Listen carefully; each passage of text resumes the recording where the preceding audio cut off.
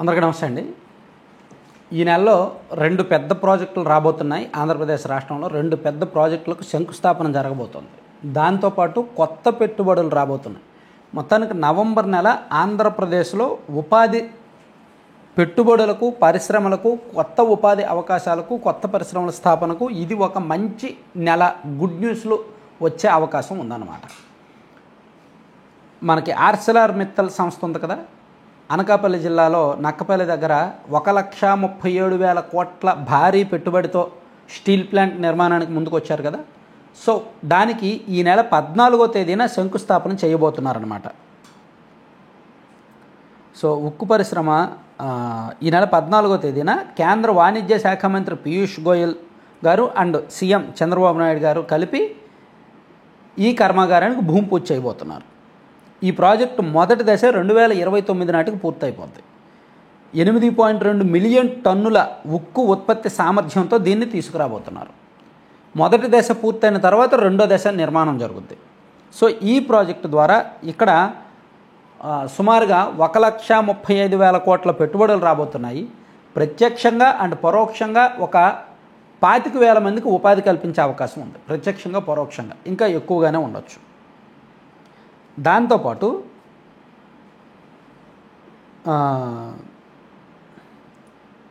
మరొకటి Kalyani strategic systems limited రక్షణ రంగానికి సంబంధించిన విడిభాగాల తయారీ పరిశ్రమ ఇది. సో దీనికి కూడా 14వ తేదీన దీనికి ఈ నెల 6వ తేదీన శంకుస్థాపన చేయబోతున్నారు. ఇది సత్యసాయి జిల్లా మడకశిరలో జరగబోతోంది. దీనికి ఈ నెల 6వ తేదీన శంకుస్థాపన జరగబోతోంది.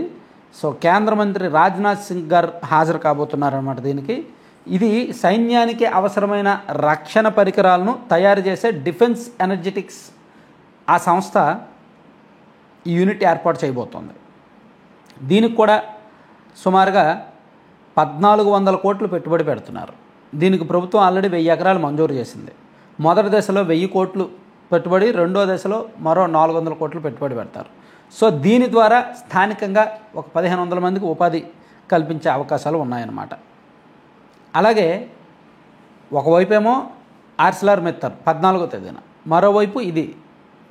ఈ 2 ప్రాజెక్టులతో సహా నవంబర్ 14-15 తేదీల్లో విశాఖపట్నంలో ఇన్వెస్టర్స్ సమ్మిట్ జరగబోతోంది. పార్ట్నర్షిప్ సమ్మిట్ జరగబోతోంది. అంటే భాగస్వామ్య సదస్సు జరగబోతోంది. ఈ సదస్సుకి దాదాపుగా 30 దేశాల నుంచి 2,000 మంది ప్రతినిధులు వస్తారు అని ప్రభుత్వం అంచనా వేస్తోంది.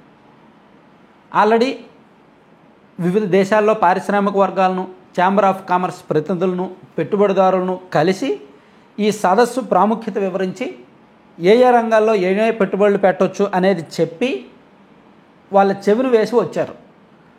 వాళ్ళ దగ్గర నుంచి కన్ఫర్మేషన్ చేసుకొని వచ్చారు ఆల్రెడీ మన మంత్రులు అండ్ మన అధికారుల బృందం వెళ్ళి. కాబట్టి 30 దేశాల నుంచి 2,000 కంపెనీలకు చెందిన ప్రతినిధులు వచ్చే అవకాశం ఉంది అంటున్నారు. అక్కడ సుమారుగా 5 లక్షల కోట్లకు పైగా పెట్టుబడులకు ఒప్పందాలు జరిగే అవకాశం ఉందనేది కూడా ప్రభుత్వం భావిస్తోంది. అంటే దాదాపుగా 5 లక్షల కోట్లు. ఈ 5 లక్షల కోట్లు ఇమీడియట్గా గ్రౌండింగ్ అవ్వకపోయినప్పటికీ అక్కడ ఒప్పందాలు జరిగితే చాలు. ఒకవేళ ఒప్పందాలు జరగకపోయినా ప్రాథమికంగా వాళ్ళు అంగీకరిస్తే చాలు. సో ఇప్పుడు వైసీపీ అధికారంలో ఉన్నప్పుడు కూడా ఈ జేఎస్ అది జరిగింది, గ్లోబల్ ఇన్వెస్టర్స్ సమ్మిట్. అప్పుడు 13 లక్షల కోట్ల పెట్టుబడులు అన్నారు. కానీ ఆ తర్వాత ఏం లేదు. ఆ పెట్టుబడులు ఏమీ రాలేదు. సో అటువంటి ఫేక్ పెట్టుబడుల్లో, ఫేక్ సదస్సులో కాకుండా రియాలిటీ, నిజమైన పారిశ్రామికవేత్తలు రావాలి, నిజమైన ఎంఓయూలు జరగాలి, నిజమైన పెట్టుబడులు పెట్టాలనేది రాష్ట్ర ప్రజల కోరిక. సో దానికి తగ్గట్టు ఇది భారత పరిశ్రమల సమాఖ్య సిఐఐ ఆధ్వర్యంలో జరుగుతోంది. అంటే ఇక్కడ కేవలం రాష్ట్ర ప్రభుత్వం మాత్రమే నిర్వహిస్తే ఏదో వీళ్ళు డాబుల కోసమో, అబద్ధాల కోసమో ఫేక్ వాళ్ళని తీసుకొచ్చేసారు అనుకోవచ్చు. కానీ ఇక్కడ సెంట్రల్ గవర్నమెంట్ ఇన్వాల్వ్ అవుతుంది, సిఐఐ ఇన్వాల్వ్ అవుతుంది.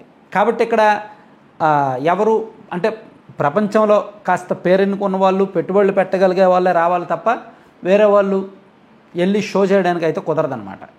కాబట్టి ఇది ఖచ్చితంగా మన రాష్ట్ర రూపురేఖలు మార్చబోయే సదస్సుగా భావిస్తున్నారు. ఈ సదస్సు ద్వారా ఒక 5 లక్షల కోట్ల పెట్టుబడులు వస్తే దానికి సంబంధించిన ఎంఓయూలు జరిగితే మొత్తానికి నవంబర్ నెలలో ఒకవైపేమో 2 భారీ పరిశ్రమలకు శంకుస్థాపనలు, మరోవైపు భారీ పెట్టుబడులకు కూడా ఎంఓయూలు కుదిర్చినట్టు ఉంటుంది కాబట్టి అది ఒక గుడ్ న్యూస్గా ఉంటుంది రాష్ట్రానికి అని భావిస్తున్నారనమాట. Thank you. సో కంటెంట్ అంతా అయిపోయిందండి. కంటెంట్కి సంబంధం లేకుండా ఒక చిన్న యాడ్, మీరు లడ్డూపల్లెం.com అని ఎప్పటి నుంచి చూస్తున్నారు కదా. సో వీళ్ళ ప్రత్యేకత ఏంటంటే బయట మీకు ఎక్కడా దొరకని food products, organic food products, healthy products వీళ్ళ దగ్గర ఉంటాయి. లడ్డూలు ఒక 20 రకాలు ఉంటాయి. మిల్లెట్స్తో చేసినవి అండ్ సీడ్స్తో చేసినవి అండ్ డ్రై ఫ్రూట్స్, నట్స్తో చేసిన లడ్డూలు ఉంటాయి. వాటితో పాటు మీకు రకరకాల పౌడర్స్ ఉంటాయి. మునగాకు పౌడర్ అని, జామాకు పౌడర్ అని, అండ్ ఏబీసీ పౌడర్ అని, డ్రై డేట్స్ పౌడర్ అని, వీట్ స్ప్రౌట్స్ పౌడర్ అని, ప్రోటీన్ పౌడర్, ఇవన్నీ మల్టిపుల్ హెల్త్ బెనిఫిట్స్ అన్నమాట. సో మీరు జస్ట్ జామాకు పొడిని మీరు రెగ్యులర్గా జామాకులు ఒక 5 కేజీలు విలువైన జామాకులు తీసుకొచ్చి బాగా ఎండబెట్టి పొడి చేస్తే అది మీకు ఒక 100 గ్రాములు లేదా 200 గ్రాముల పౌడర్ అవుతుంది. 5 కేజీల జామాకు 200 గ్రాముల పౌడర్ అవుద్ది అనమాట. 5 కేజీల మునగాకు 200 గ్రాములు లేదా 250 గ్రాములు పౌడర్ అవుద్ది. సో ఆ పౌడర్ని మీరు వేడివేడి నీటిలో వేసుకొని జస్ట్ ఈవినింగ్ టైంలో ఏదో ఒక టైంలో ఒక సిప్ చేస్తే, ఒక చిన్న బౌల్లో వేసుకొని తాగితే కంప్లీట్ రిలీఫ్గా ఉంటుంది. అంటే ఎటువంటి సైడ్ ఎఫెక్ట్ ఉండవు, కంప్లీట్ రిలీఫ్గా ఉంటుంది. ఒకసారి ట్రై చేయండి. అలాగే పిల్లలకి ఏబీసీ పౌడర్ అలవాటు చేయండి, ప్రోటీన్ పౌడర్ అలవాటు చేయండి. హార్లిక్స్, బూస్ట్, బార్న్విటా కంటే అవి మంచివి అనమాట. Thank you.